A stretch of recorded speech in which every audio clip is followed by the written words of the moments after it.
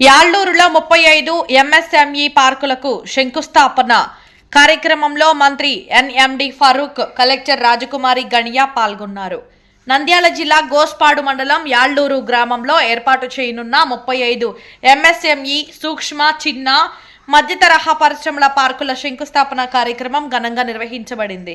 ఈ కార్యక్రమంలో సంబంధిత శాఖ మంత్రి ఎన్ఎండి ఫరూక్ పాల్గొని పార్కుల నిర్మాణానికి శంకుస్థాపన చేశారు. ఈ సందర్భంగా మంత్రి మాట్లాడుతూ ఎంఎస్ఎంఈ పార్కుల ఏర్పాటు ద్వారా స్థానిక యువతకు ఉపాధి అవకాశాలు పెరుగుతాయని, పారిశ్రామిక అభివృద్ధికి ఇది దోహదపడుతుందని తెలిపారు. పరిశ్రమల స్థాపనతో గ్రామీణ ప్రాంతాల ఆర్థికాభివృద్ధి మరింత వేగవంతం అవుతుందని పేర్కొన్నారు. కార్యక్రమంలో నంద్యాల జిల్లా కలెక్టర్ రాజకుమారి గణియా, అధికారులు, ప్రజాప్రతినిధులు మరియు గ్రామస్తులు పాల్గొన్నారు. వ్యవసాయాన్ని ఏ విధంగా ప్రోత్సహించామో అలాగే సర్వీసెస్ సెక్టర్, టూరిజం ఏ విధంగా ప్రోత్సహించామో అలాగే పరిశ్రమలు కూడా ప్రోత్సహించాల్సిన బాధ్యత మనందరిపైన ఉంది. అప్పుడే జిల్లా యొక్క ఆదాయం పెరుగుతుంది, జిల్లా యొక్క జీడిపి పెరుగుతుంది, రాష్ట్రంలో మన జిల్లాకి ఒక సముచిత స్థానం అన్నది వస్తుంది. ఇండస్ట్రీస్ లో వెనుకబడిపోయాం కాబట్టి ఎంఎస్ఎంఈ పార్క్ అనేది చాలా ఉపయోగకరం.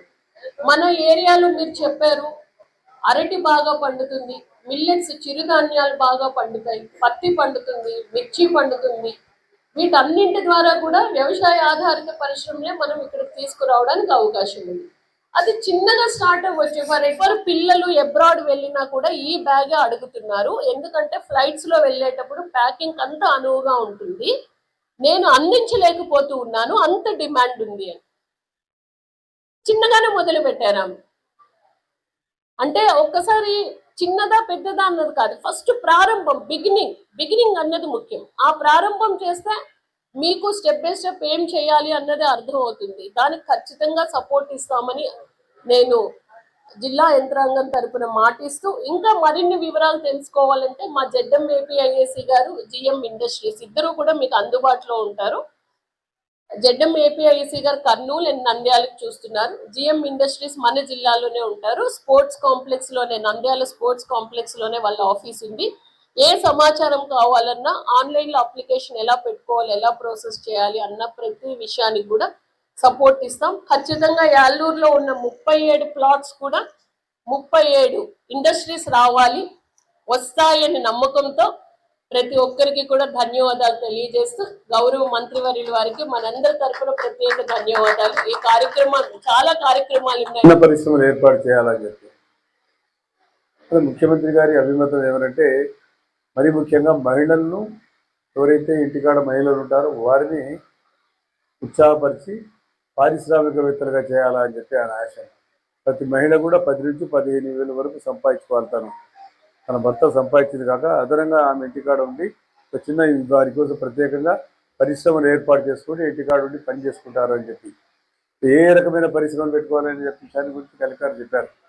చాలా చిన్న విషయాలు, ఆవగాయలు కానీ, ఊరగాయలు కానీ, కార్యాలు కానీ, మిరపకాయలు కానీ, ఇతర రకంగా మేము దానికి సంబంధిత, ఇప్పుడు ఒక ఫ్యాక్టరీకి రావాలంటే మీరందరూ సహకరి 9 ఎకరాల్లో రోడ్లు వేసి, కాలువలు వేసి, లైట్లు వేసి, ప్రభుత్వం కూడా మీకు ఫైనాన్షియల్గా సహకారం చేసి, సహాయం చేసి మీకు అందరికీ ఆ పరిశ్రమలు పెట్టుకోండి అని చెప్తా ఉంది.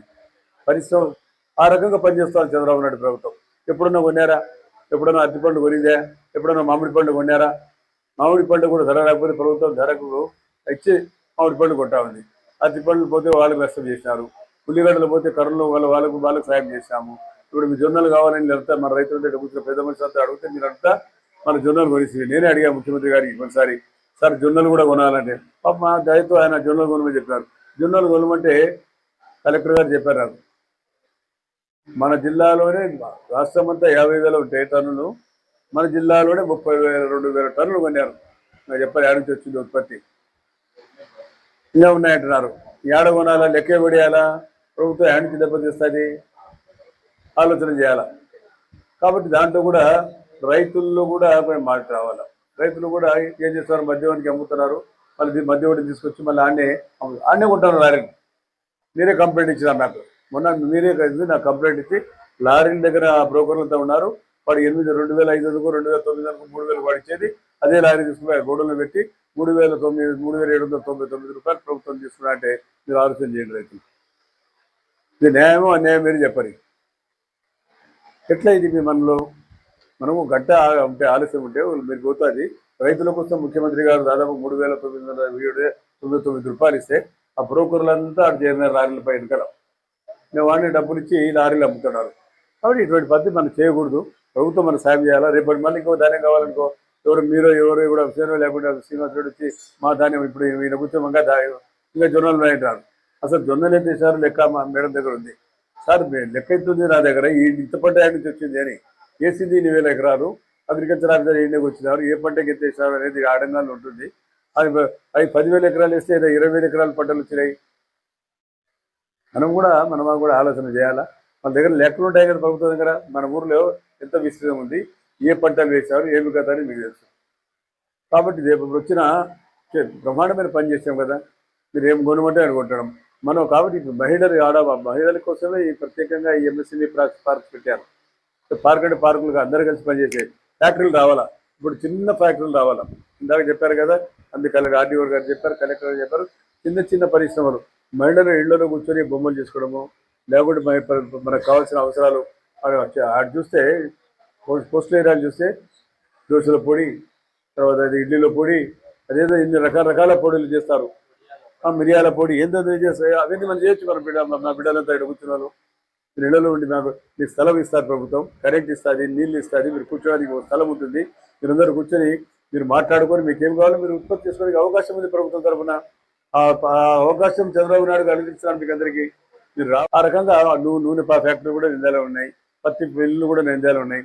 అంత పెద్ద పరిశ్రమ కాబట్టి చిన్న పరిశ్రమలు మహిళలు ఇళ్లలో కూర్చొని చేసుకోవడానికి మీరందరూ కూడా సహకరించి మహిళలకు అభివృద్ధి కోసం మనం కార్యక్రమం చేయాల్సిన బాధ్యత ఈరోజు ఉందని చెప్పి ముఖ్యమంత్రి గారు తెలియజేశారు.